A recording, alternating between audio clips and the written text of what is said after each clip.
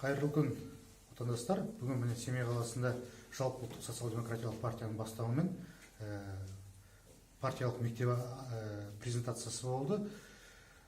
Бұл презентация көп нәрсені жиналған адамдарға көп нәрсені көрсетті, көп нәрсені үйретеміз деп отыр. Сондықтан бұл келмеген адамдар көптеген шақырулар шығарды, Фейсбукқа да жасадық, WhatsAppқа, группаларға, чаттарға тараттық. Енді көптеген адам келеді, көптеген Семей белсенділері келіп осын көрсетсе деген болған, бірақ енді көбі келмеді.